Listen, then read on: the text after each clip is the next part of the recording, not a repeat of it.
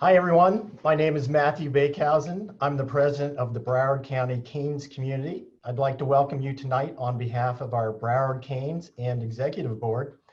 Our Broward County Canes represent over 15,000 alumni from more than 120,000 alumni domestically in our Canes communities. As always, we would hope to be meeting in person, but we look forward to engaging with you virtually, getting to know you, and providing some great, incredible programs this year. Tonight, we are thrilled to have alumni, families, friends of the U from all over the country joining us. I'm very excited to hear from our panel of women leaders tonight. It's going to be a great program. But before we get started, we have a few questions that we'd like to ask via poll. Your answers are going to help us get a better picture of you, our audience, and help us guide the conversation tonight. So we are going to get started briefly with some of these polls. The first one you should see on the screen now. Is this your first cane conversation? So yes or no? Let us know. And I see the answers rolling in there. It looks like we have a decent mix of first timers and veterans, but a lot of folks joining for the first time. So we appreciate that. Let's go ahead and move on to our second poll question. Where are you attending from in the US? So we're going to pop that poll question up for you. And we have all the US regions as well as outside the US. And so let's see where our audience is from tonight. Looks like Southeast is leading here, but we do have representation from all over the place, including outside the United States. So that's absolutely fantastic. And again, appreciate your attendance. We have one more question.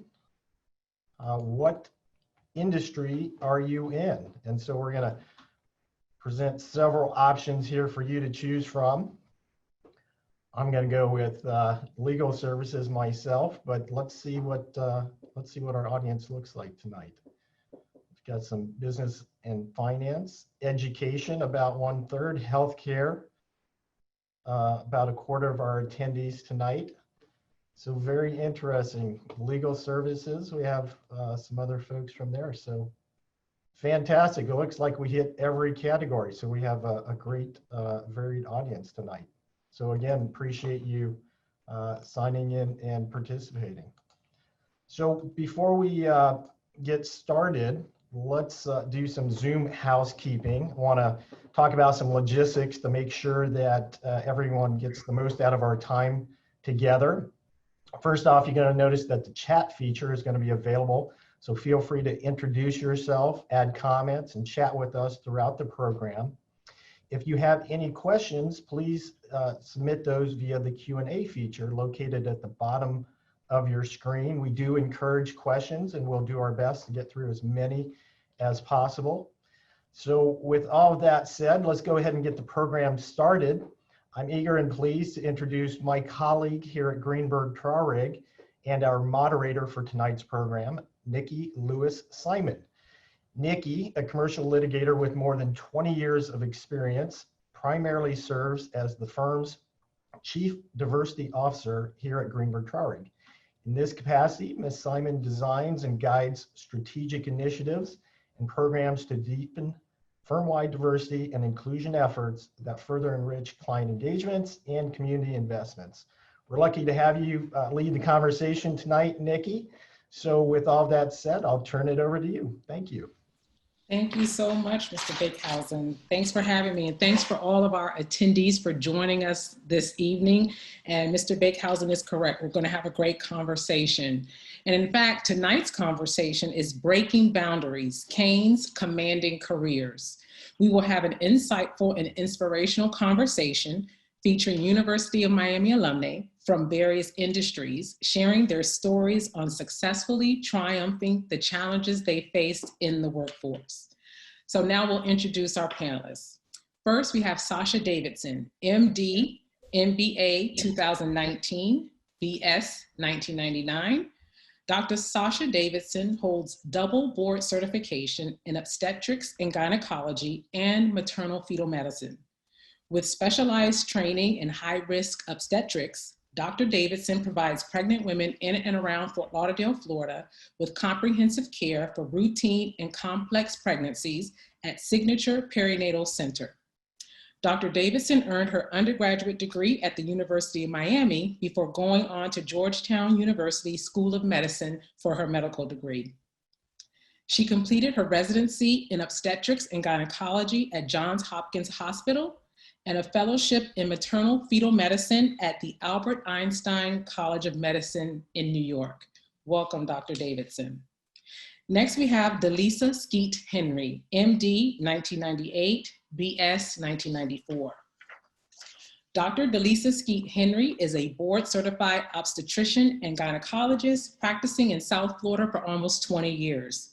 She is the founder of Serene Health OBGYN and Wellness, and since 2002 has provided care at Broward Health Medical Center, Salah Women and Children's Hospital. She currently serves as the chair of the Department of OBGYN. A native of Guyana, South America, Dr. Skeet Henry was raised in Miami, where she attended the University of Miami, receiving undergraduate honors in biology and a minor in both chemistry and psychology. She went on to earn her doctorate degree from the University of Miami School of Medicine. She then completed her OBGYN residency at Albert Einstein Medical Center in Philadelphia, Pennsylvania. Welcome, Dr. Skeet Henry. Our next panelist, Marcia Hibbs, AB 1999. Ms. Hibbs is a financial advisor at Edward Jones who has worked in the insurance and financial services industry for over 2 decades and holds a Series 7 registration and a life and health insurance license. Ms. Hibbs is a Florida native from Fort Lauderdale and attended the University of Miami, receiving her degrees in sociology and sports medicine. Back in 2014, Ms. Hibbs was selected as one of the South Florida Business Journal's 40 Under 40, which honors the careers of 40 of the best and brightest individuals for their amazing achievements, both in business and in the community.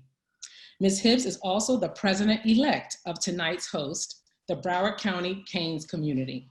Welcome, Ms. Hibbs. And last, but certainly not least, we have the Honorable Samani S. Rowe Hinkle, BSc 1994.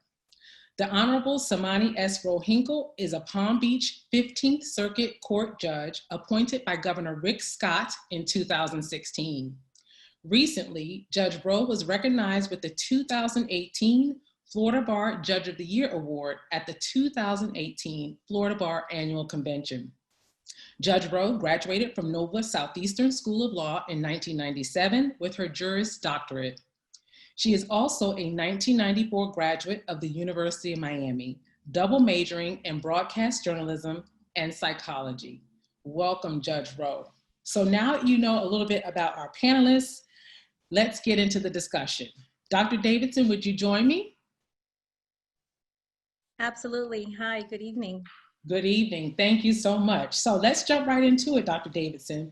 Okay. Can you share your background along with any words of inspiration or encouragement for our attendees and guests? Certainly. As you have already shared with the attendees tonight, I have a pretty interesting pedigree, as some always say. I'm Caribbean American and I grew up here in South Florida. And I was fortunate enough to have had the opportunity to have the best training, in my opinion, at Georgetown University School of Medicine, and then went on to do my training in the Northeast, as you mentioned. You know, a lot of people will say that my pedigree sounds so perfect, but there have been a lot of hurdles and a lot of hoops to jump through. And for those listening, I want this opportunity to share that you have to really create your path and don't compare your path to anyone else's. I have found that although I might expect things to work out the way that I have in my mind, there's always a better plan. And for me, this journey that I've been on for the last, 20 years since I started my medical career and I started medical school, there have been lots of turns and roller coaster rides and hurdles that I've had to jump over. But for those listening, any encouraging words that I would share is to continue to persevere and work hard and create your own path. My background, having gone through the educational path that I have been on, and now moving back to South Florida and having the opportunity to now have my own practice, which is now about 19 months in its infancy still.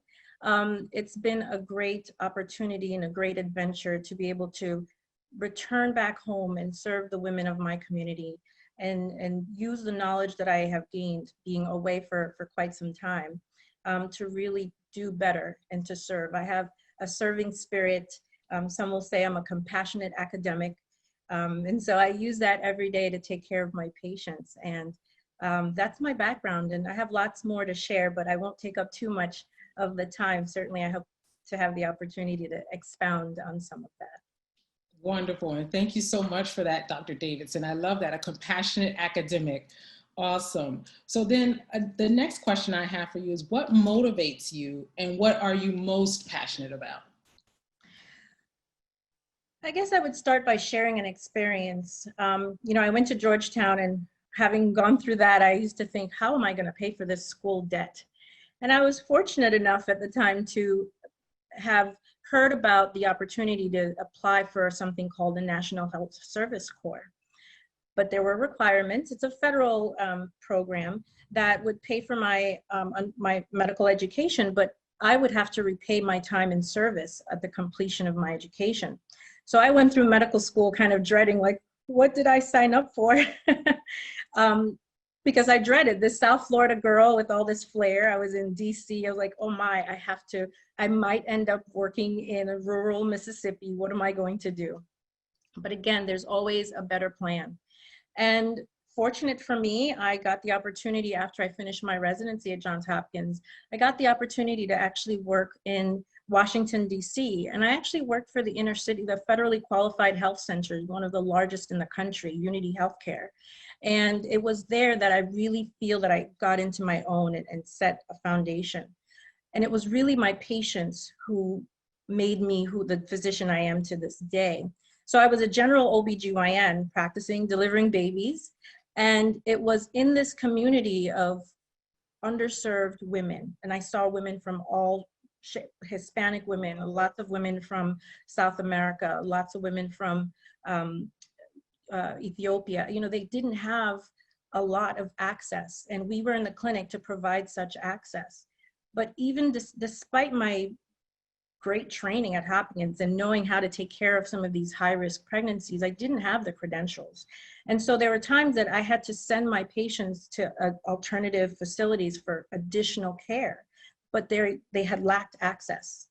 And it was there that I wanted to provide, and I wanted to do more for these women. And so for me, that really started invigorating in me this desire, this want to be able to provide better care to women who have high-risk pregnancies and don't have access. And that's what kind of started the bug and putting the bug in my mind.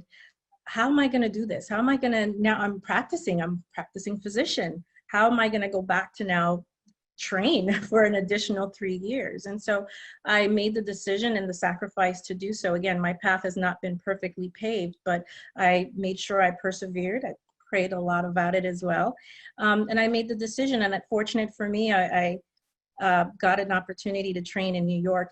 I wanted to go to another facility, but again, the right thing for me was to train in New York because I got to see so much, which adds to my success in this day and age. Like practicing right now, it's that experience that I have from being able to go to New York to practice and being in touch with those colleagues and those fellows that taught me too. We teach each other. And so I'm passionate about being able to serve my patients.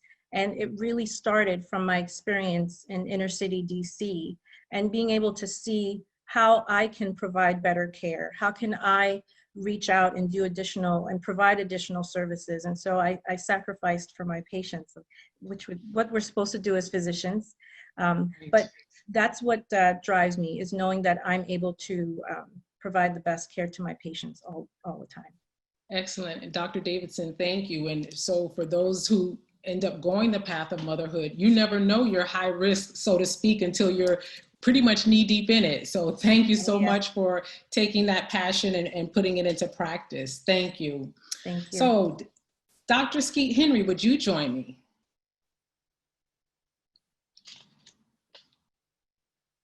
Good evening. Good evening. How are you? And talk about the call of duty. I know.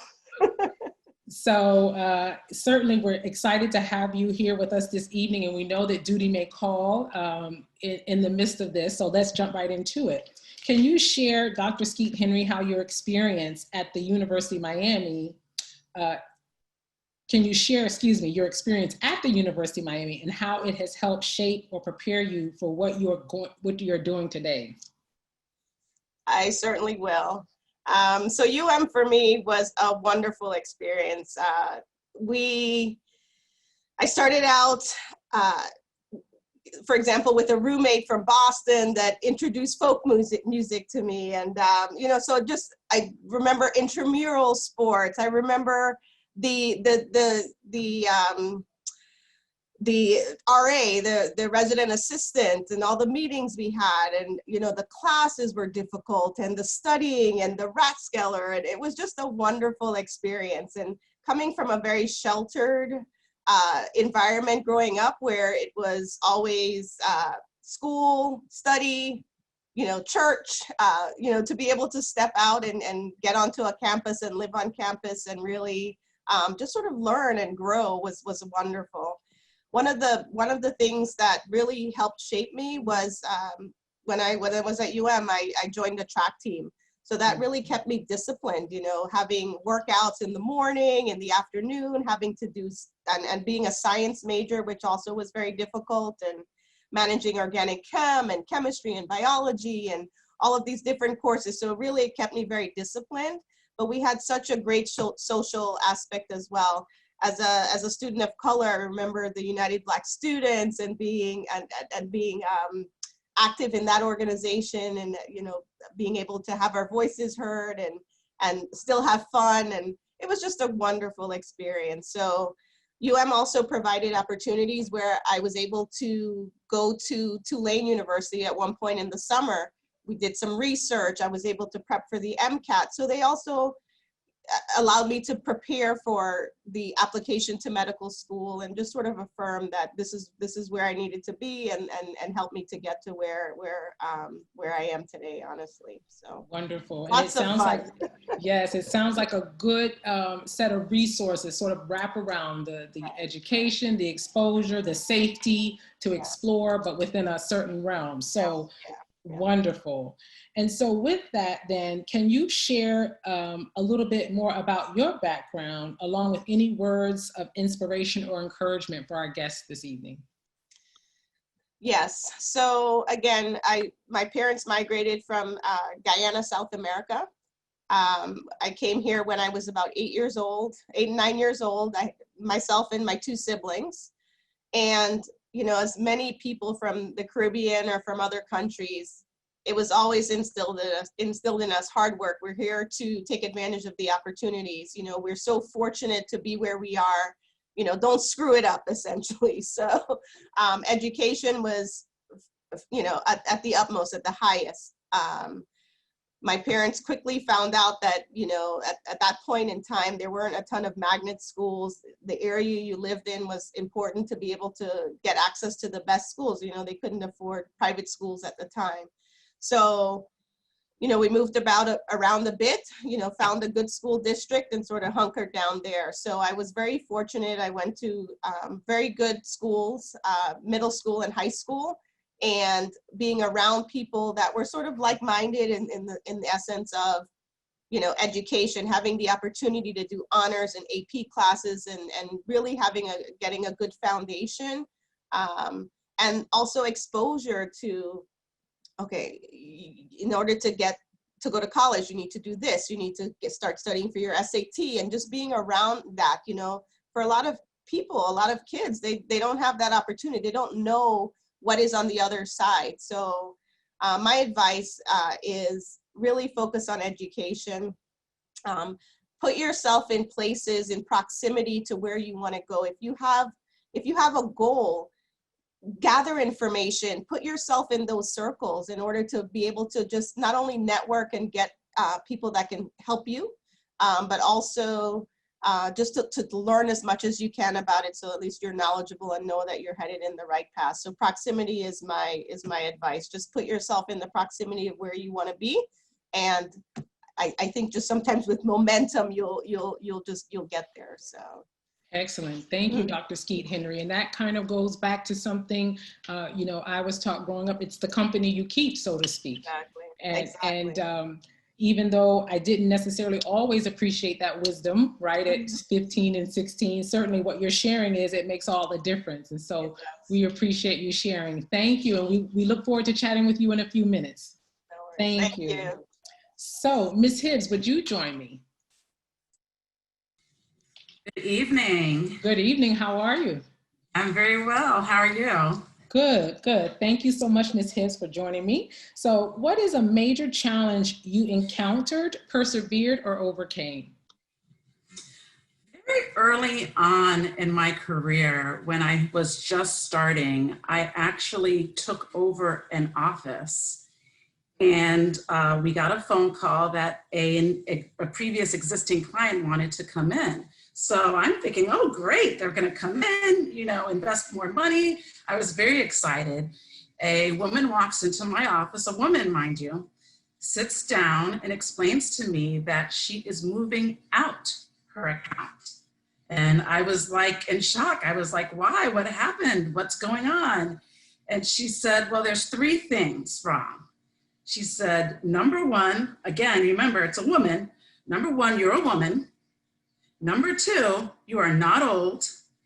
And number 3, you are not Jewish. And it was her belief that the best financial professionals are older Jewish men. And that was the only person she wanted handling her accounts. And if I did not meet those requirements, it was basically going to be a waste of time. And she wanted that specific type of person to have her account.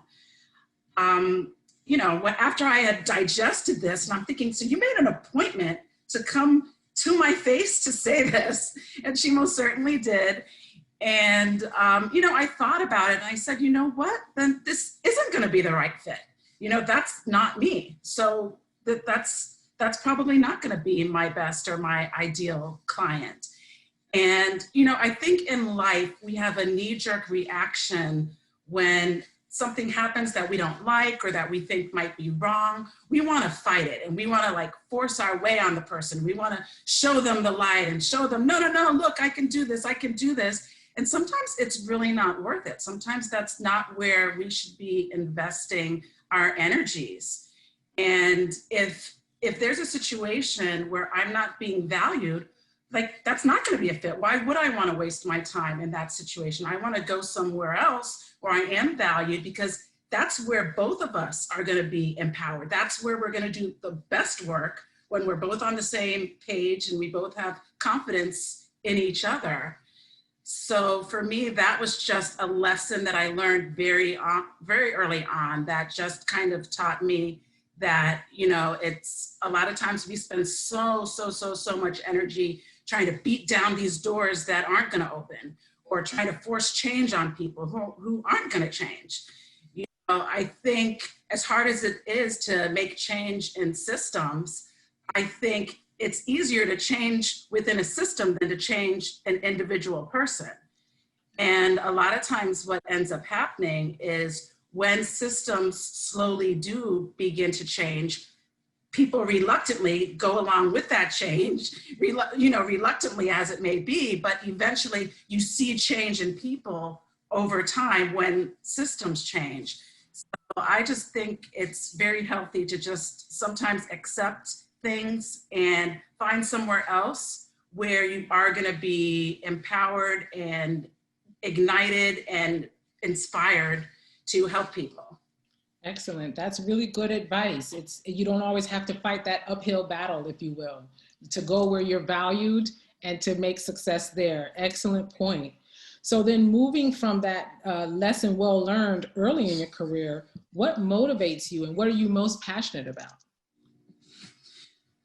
So just to further that along, I think that is what motivates me. I think challenge is what inspires and ignites almost a fire inside me.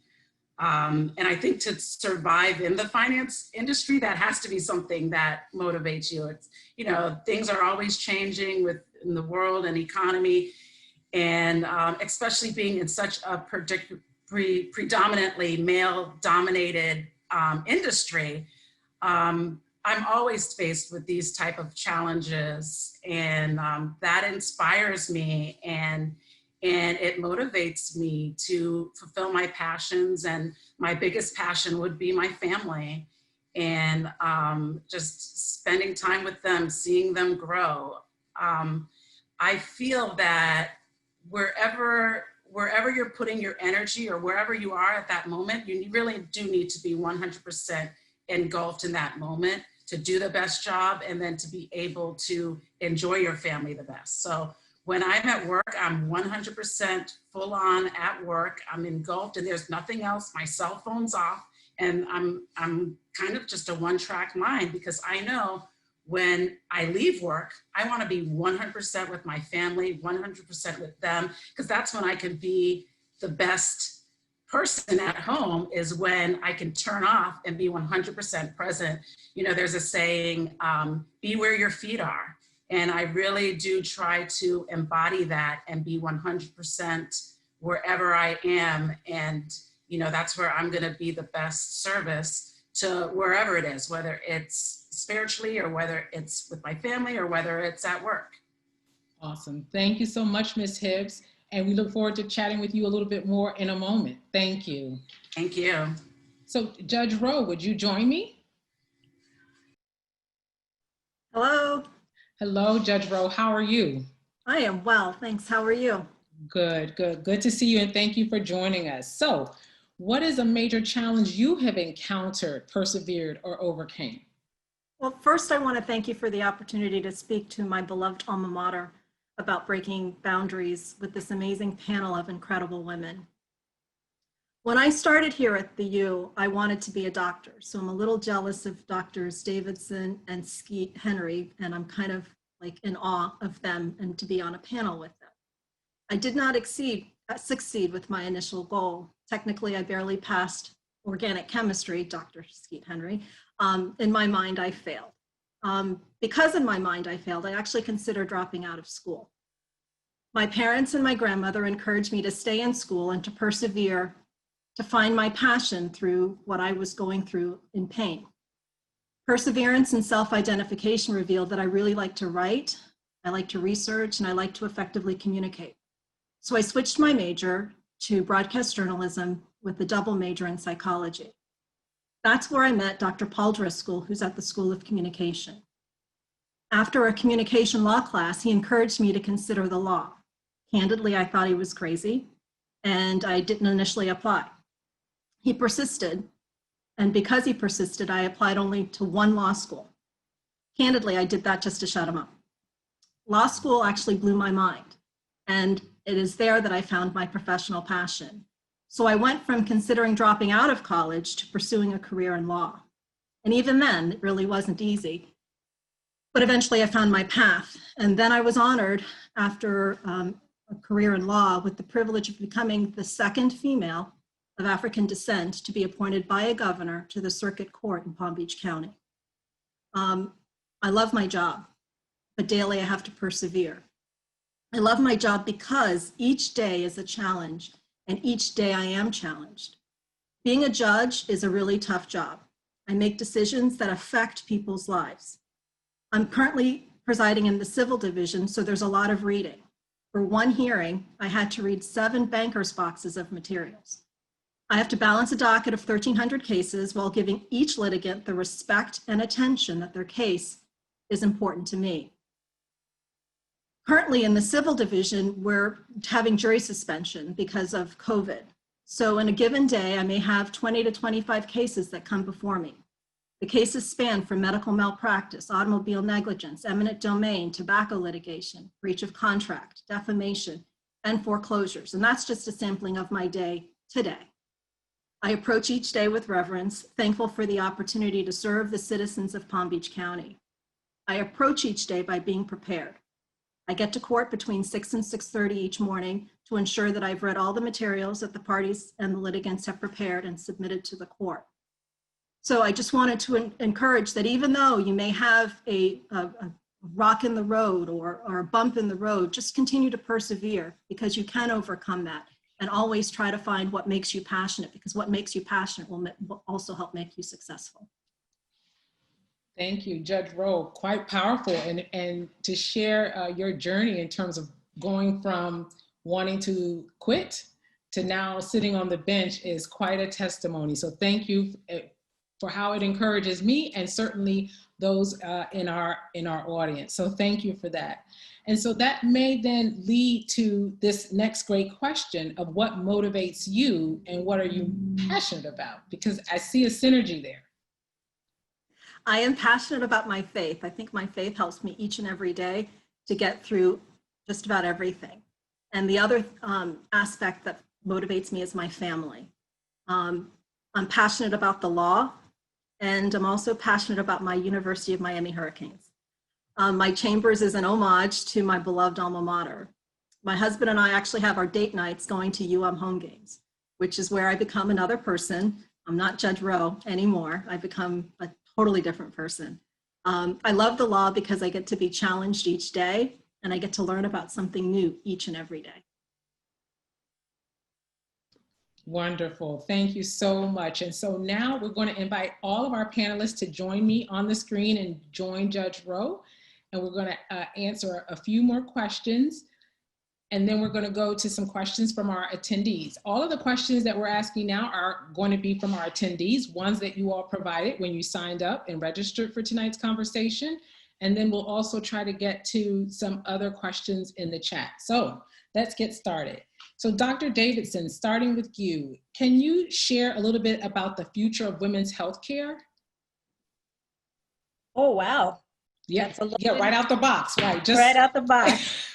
A loaded question. Where do I start? You know, the future of women's healthcare, it's quite vast, and there are a lot of stakeholders. You know, it's no longer the physician-patient relationship. You know, insurance companies have a stake in all of this, and as we see in our political climate and our candidates and our future Supreme Court judges potentially, there's a lot going on. So from my perspective, I'm going to talk about my world, you know, obstetrics, understanding that women have additional issues such as abortion rights and contraceptives that impact all women. So my comment is going to be from the pregnancy standpoint. I think our current healthcare system is just not well suited for the best care for women. And I see women every day make decisions about their pregnancy based on finances. And this was pre-COVID, right? You know, there's a lot of talks about how the health insurance companies and the dynamics of payer relationship and payment models with physicians. And I think we need to get to a point to set that all aside and create a climate where women can get the best access and the best care that they deserve. But I think it's going to take a lot of work.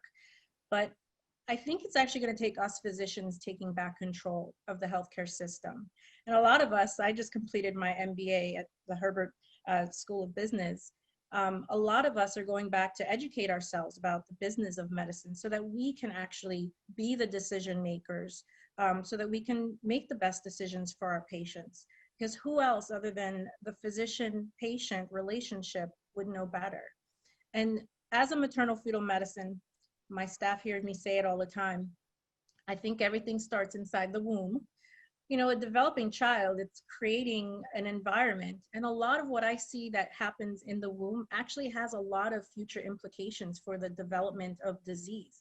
And so if a woman isn't starting off for getting the best healthcare for her pregnancy and her developing child, I think we're setting the stage for outcomes that we are seeing nowadays with obesity and cardiovascular disease and diabetes. So although I'm anxious about the future of women's healthcare, I think there's still a little bit of bright spots.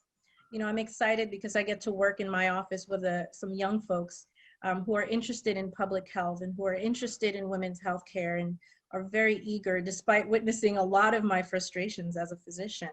But it's that passion that I think will continue to help get us to where we need to be. And that excites me. And I think it will start with my generation of young physicians recognizing that, you know, it's more than collecting from an insurance company, but we need to really push forward to do better for our patients because they really do deserve it.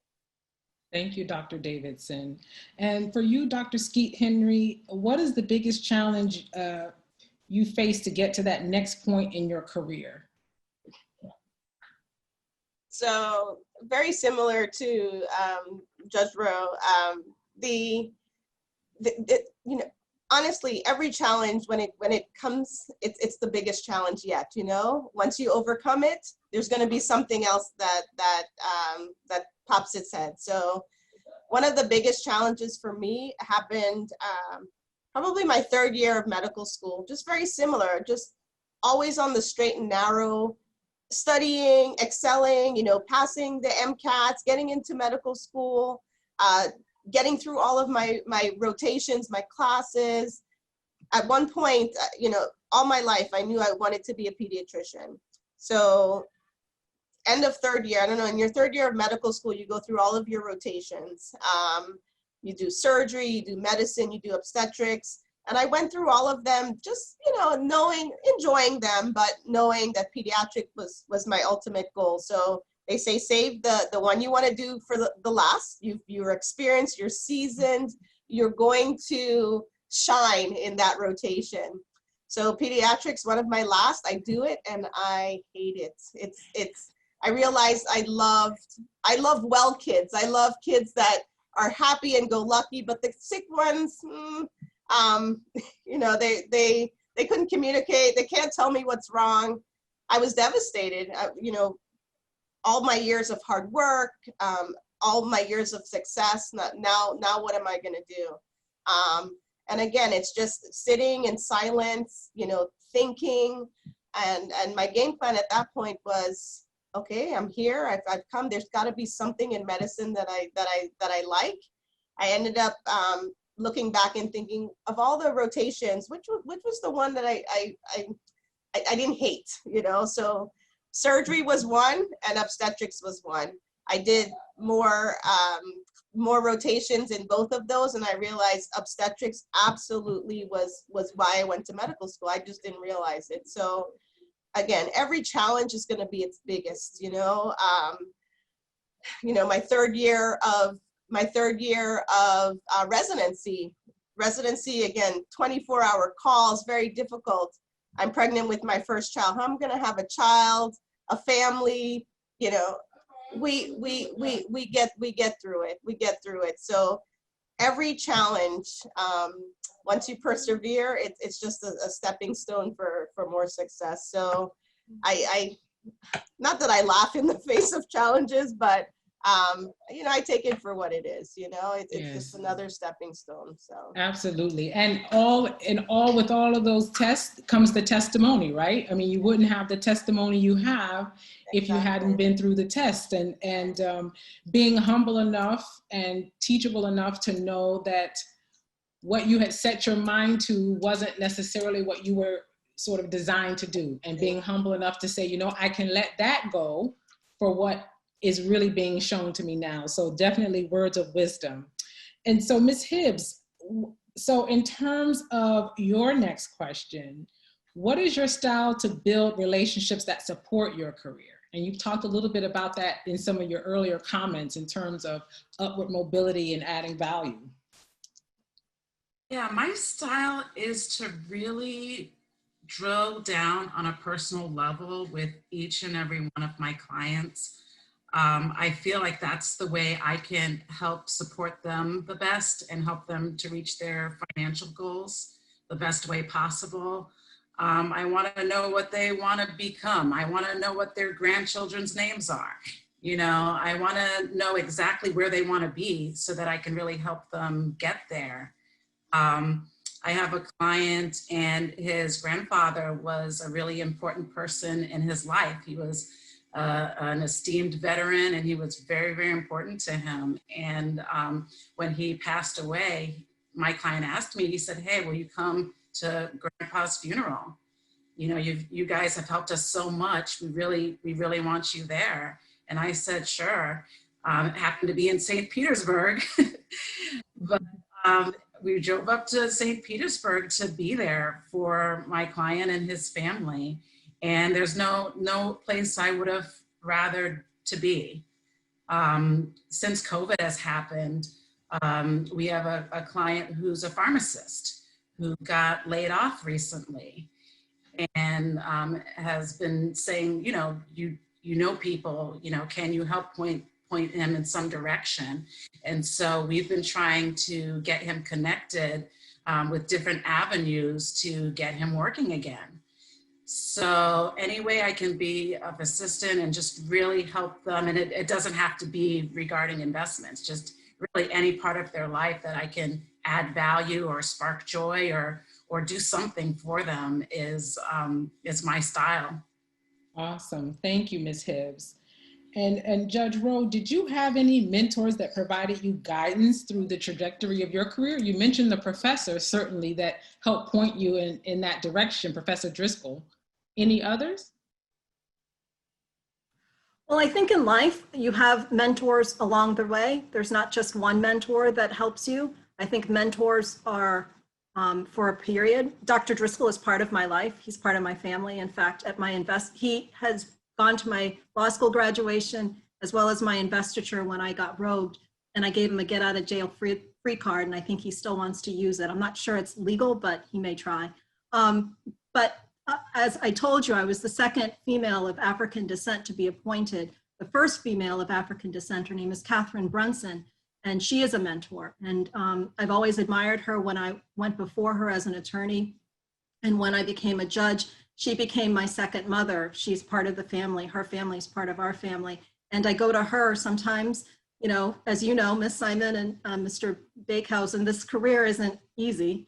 And sometimes you need to be talked off the ledge a little bit. So Judge Brunson will always provide a calm, steady hand and guidance. And, there are mentors that may not necessarily know that they're mentors. They're just friends and people that allow me to communicate and to just verbally dump on them and allow just to get it out. Because as a judge, you can't communicate with everybody because, so you have to have a circle of trust. So I don't have any one particular mentor. Judge Brunson, Dr. Driscoll are probably the most notable ones, but there are so many that are unnamed that are also equally important in my life. Wonderful. And so we're going to take a question from the chat, and I'm going to start with Dr. Skeet Henry. And then I certainly want to invite our other panelists to add to this. So how do you deal with difficult peers? How do I deal with difficult peers? My natural personality, I'm very much an introvert, very quiet. Most people consider me very, very calm. I unfortunately sometimes have a little bit of an avoidance. Like if I can avoid them and not sort of get into their path and their line of fire, I will. But sometimes you can't, and you just have to be direct. We for example, we have like difficult physician protocols and things like that, what to do, and a lot of times it's just really approaching them, sort of finding out what's happening, what's going on, what's the real core of the situation, and most of the time we can resolve issues that way. So. Awesome. Any other panelists want to jump in on that? Not that we ever have to deal with difficult people, but this is really for our attendees so that you can give them some words of wisdom. I have my grandmother, I'm Jamaican, I'm the first generation Jamaican American. So my grandmother was a very big inspiration to me. And granted, she would say it in Jamaican patois, but she would, in the English version of what she would say is be kind, be strong, and be humble. So, don't let the difficulty of your peers make you detract. And like Judge Henry, I'm an introvert, although you probably don't know it. I really am. They did a test, it's true. But you have to, you just have to persevere. Perseverance is going to be part of your life. And you also just, be positive. Sometimes you're dealing with a difficult peer because they don't understand what's going on. And so you have to somewhat be understanding, but be confident in yourself and be strong. Thank you, Judge Rowe. Any other panelists want to take that one?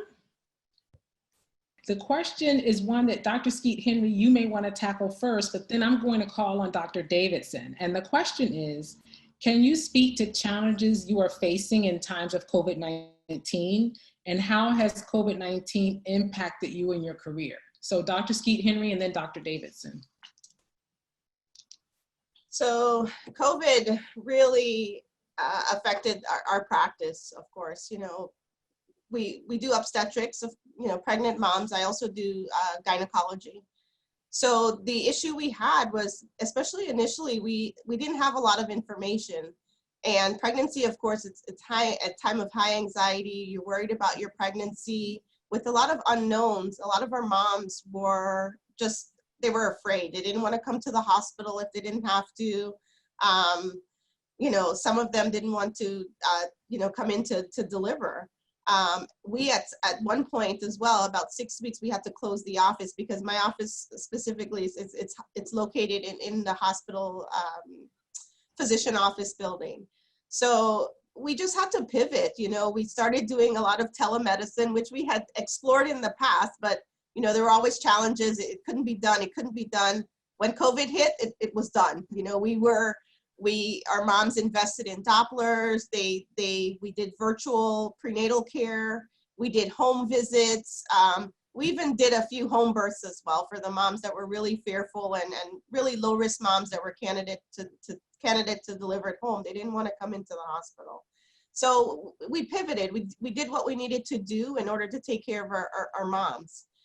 The other big thing was our GYN surgeries. Those were, they were canceled. You know, the hospital, of course, wanted to save beds for, you know, these patients with COVID that may need to be hospitalized. So a lot of our GYN surgeries that needed to be done were delayed. So we had a delay in care. You know, fortunately, I think most people did well. And, you know, like I said, we just had to pivot and we did. And I think we're hopefully on the back end of it, and things are starting to normalize. Visitation in the hospital is starting to come back.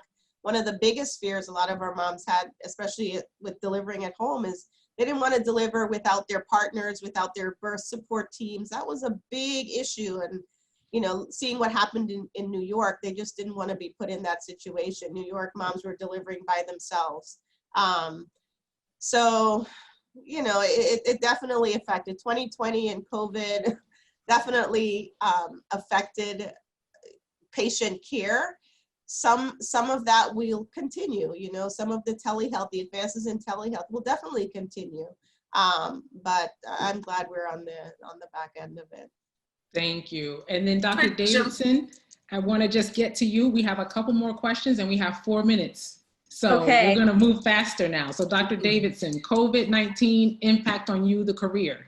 Yes, so similarly to Dr. Skeet's practice, I do mostly obstetrics, and I guess we followed the curve because we flattened it, and now we are on the upslope in the sense that lots of women were busy doing other things during the quarantine. But truth be told, you know, my practice is such that we still have to, we're an essential service. I take care of high-risk moms. So my HIV positive pregnant patient who has a baby that's not growing normally, I still have to be in the office to see and to provide ultrasound services. So we did have to kind of spread out our patient appointments. We did move to telemedicine for our diabetics that we're monitoring. They're able to monitor blood sugars and we're able to keep track of them that way. But my staff, we really came together and really supported the patients. Having the patients coming in for their ultrasound helped tame, I think, a lot of the concerns because they're able to see their baby. They're able to see that everything is okay. I'm feeling okay. Your baby's feeling okay. We started, you know, assessing additional vital signs, you know, the respiratory rates, things like that, their oxygenation, because they were worried. What if I'm infected and I don't know? So although we did have to kind of come together as a team and make certain changes, I think all in all, we've been able to still provide the superb care to our patients and support the obstetricians in the community who, like Dr. Skeet said, when her practice kind of had to shift to telemedicine, we were there to kind of help support their practices. So I think it really did work out well. I'm fortunate that I have a great team behind me to help me pull that off. Ms. Simon, I just wanted to interject. Dr. Skeet Henry didn't mention this, but I believe it was ABC News did a story on her because of her dedication. She was, like she mentioned, for going to the houses to help deliver the babies for the women that weren't comfortable going to the houses. They did a really nice story, just exemplary, showing how she was going above and beyond for her patients. Awesome. And see, that's the power of the woman troop, just to ensure that praise is given where praise is due. So thank you, Ms. Hibbs, for sharing Dr. Skeet Henry's above and beyond. So thank you for that. So very quickly, we've got 1 minute. I'm going to ask this question of Ms. Hibbs and Judge Rowe. Where do you find your source of strength in times you find that your reserves are low? And that'll be our last question for both of you. Where do you find your source of strength in times you find that your reserves are low? My source of strength is God spiritually, and also my mother. My mother was a person who, she came from Jamaica. I'm also first generation, and she came with $200 and one suitcase and no job, no nothing else. And she basically just worked her way through the system. She started cleaning houses, and then she decided she wanted to go to school. She got her registered dietitian license. Then she got a job at Holy Cross Hospital and worked for 20 years there. And she was just such an exemplary source of strength, and just showed me that you can really accomplish anything. And she used to write on my folder when I was a little girl, only the best is good enough. And that was, she would consistently remind me of. And she was actually the one that instilled my faith in God. One of my favorite verses in the Bible is, consider it pure joy when you have challenges, because challenges bring forth perseverance, and perseverance brings forth wisdom. And I really feel like through her and leading me to God, I feel like that was the best gift I could ever receive. Awesome. And Judge Rowe, in 30 seconds, can you share what source of strength for you when your reserves are low? Certainly, it's the same answer that I gave before about what motivates me. It's my faith. I don't know how I would survive anything without my faith. And my family. And my family helps with my faith because we're all a faithful family. So that's where I go to when the reserves are really low. I go back to that book that my grandmother and my mom and my dad told me all about when I was growing up. And I try to find some words of wisdom from there. There's always something you can find in there. And when you need to communicate with someone, then I go with my family, and they help me walk, they help me go through it. Thank you. So we are out of time for our Q&A. I want to thank all of our panelists, Judge Rowe, Dr. Davidson, Dr. Skeet Henry, Ms. Hibbs. Thank you all so much for this enlightening conversation. There were questions we couldn't get to, and so attendees, I'm so sorry, but basically panelists, just so you know, you may be getting invitations to speak at schools and to provide some mentoring, not unusual. I'm sure you all do that a lot, but that's a lot of what's going on in some of the chats. So thank you so much. And now I'll turn the floor back to Mr. Matthew Bakehausen, Broward County Canes Community President, to give closing remarks. Thank you, Nikki. Wow, what an amazing panel tonight. Thank you, Ms. Simon, Dr. Davidson, Dr. Skeet Henry, Judge Rowe, Ms. Hibbs. Really fantastic. If you want to know what the U is all about, I mean, this is it. Look at the women here tonight, and really proud to be a Cane and listen in tonight.